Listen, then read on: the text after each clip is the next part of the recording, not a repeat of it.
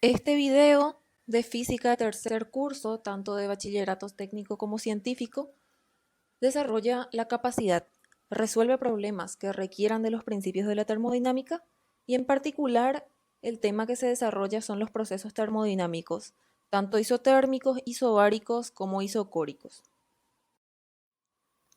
Los procesos que se van a estudiar ocurren en los gases, así que es importante entender que toda la materia está constituida por pequeñas partículas que se llaman moléculas, y en los gases estas moléculas se mueven de forma libre y desordenada en todas las direcciones y sentidos.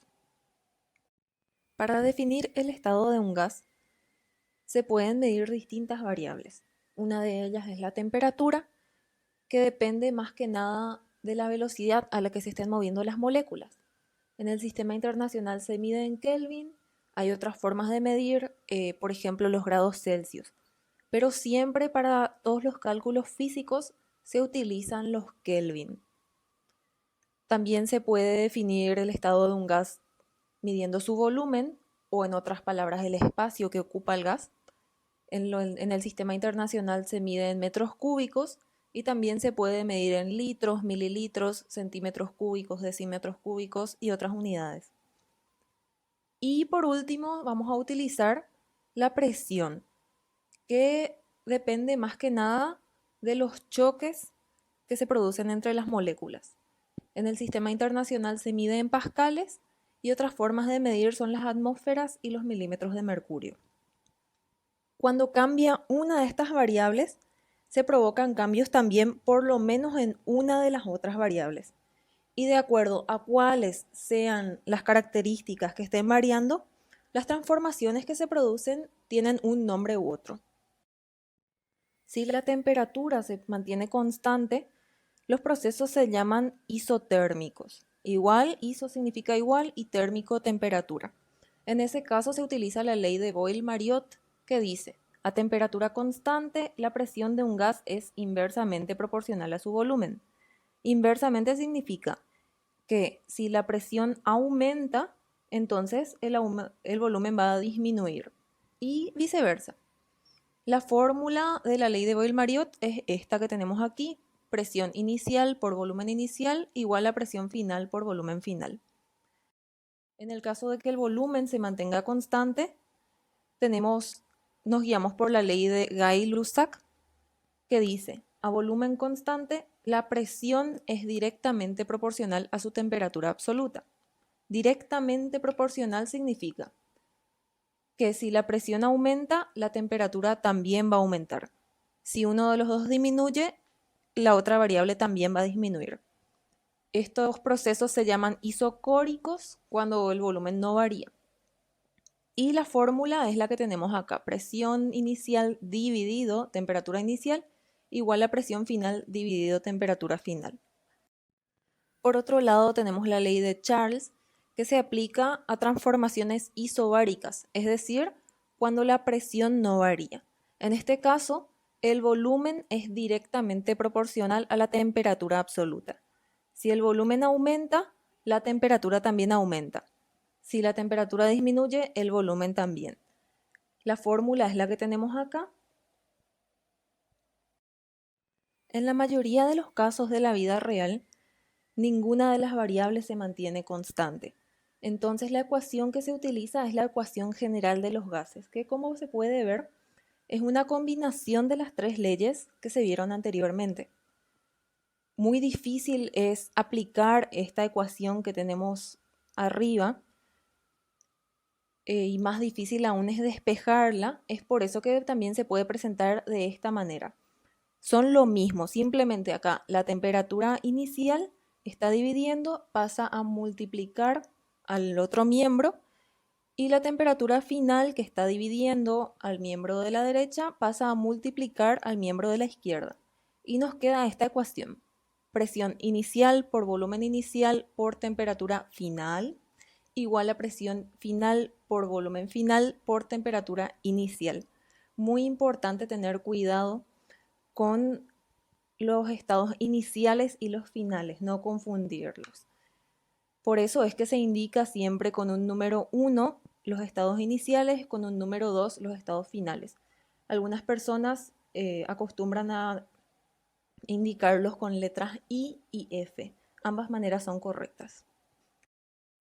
Y bueno, les dejo este formulario para que lo copien y lo utilicen a la hora de hacer ejercicios.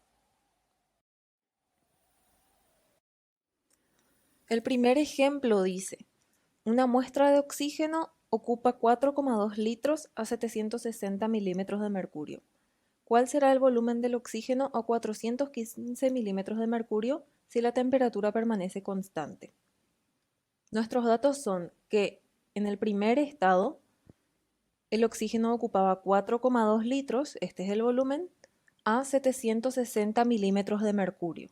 Esta es una unidad de medida de presión. ¿Cuál será el volumen del oxígeno a 415 milímetros de mercurio?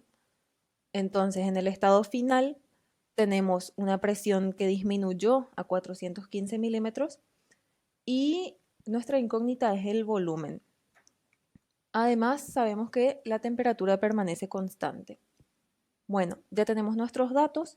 Lo primero que hacemos es mirar las unidades de medida. En este caso, las dos presiones están expresadas en la misma unidad. Entonces no hay que hacer ninguna conversión.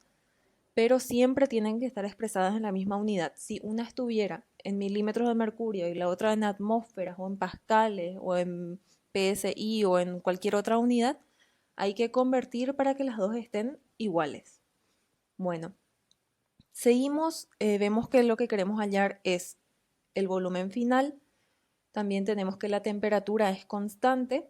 Entonces, la ley que tenemos que aplicar es la ley de Boyle-Mariotte. En nuestro formulario dice que la fórmula a usar va a ser presión inicial por volumen inicial igual a presión final por volumen final.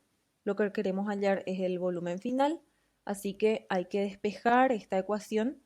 Acá la presión final está acompañando del mismo lado de la igualdad, así que tiene que pasar al otro lado de la igualdad para que quede ya despejado. Está multiplicando, así que pasa dividiendo y nos queda así. Volumen final solo de un lado y del otro lado presión inicial por volumen inicial como ya estaba, presión final pasa dividiendo. Bueno, ahora ya solamente queda reemplazar los datos. En vez de presión inicial anotamos 760 milímetros de mercurio, en vez de volumen inicial 4,2 litros, la presión final que es 415 milímetros de mercurio. Muy importante anotar siempre las unidades de medida. En este caso vemos que los milímetros de mercurio se pueden simplificar. Ya vemos en este punto que el resultado final va a quedar en litros y multiplicando y dividiendo los números nos queda un resultado de 7,69 litros.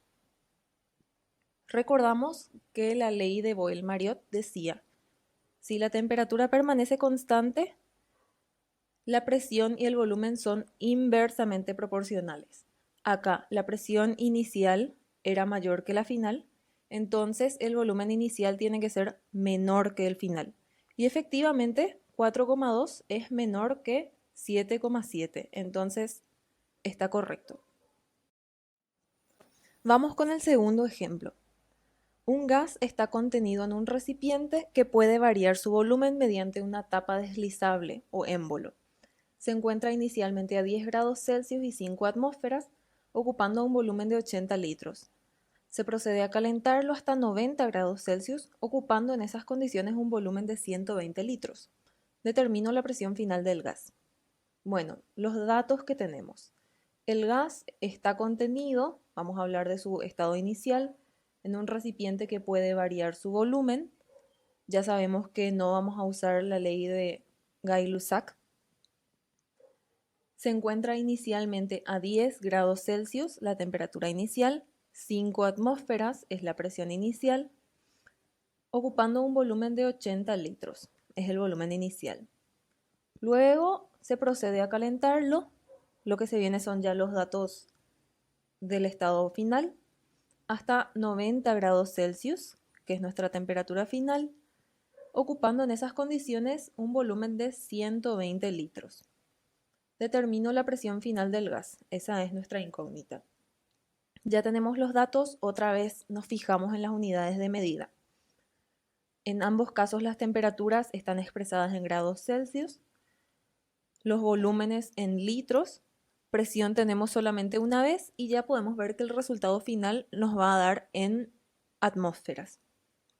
Pero recordemos que para hacer cálculos de física siempre se utilizan la unidad de Kelvin en lugar de los grados Celsius. Así que hay que convertir las temperaturas. La forma de convertir grados Celsius a Kelvin es sumar 273. Así que vamos, la temperatura inicial era 10 grados Celsius y otra forma de expresarlo son 283 Kelvin. La temperatura final de 90 grados Celsius, si le sumamos 273, nos da 363 Kelvin. Bueno, vemos que la temperatura varió, el volumen varió, también la presión varía y estamos buscando cuál fue la variación en la presión. Entonces, la fórmula que vamos a usar es la ecuación general de los gases, cuando ninguno de las variables se mantiene constante. Usamos ya directamente la segunda forma de expresar. Lo que queremos hallar es la presión final. En este caso nos están molestando en esta ecuación el volumen final y la temperatura inicial. La misma forma de despejar. Este queda solo de un lado de la igualdad. Del otro lado quedan presión inicial por volumen inicial por temperatura final dividido volumen final por temperatura inicial. Mucho cuidado por no confundirse los estados iniciales con los estados finales. Luego ya directamente reemplazamos los valores. La presión inicial, que era de 5 atmósferas, el volumen inicial era de 80 litros, temperatura inicial era 10 grados Celsius, pero se expresa en Kelvin, se ponen 283 Kelvin.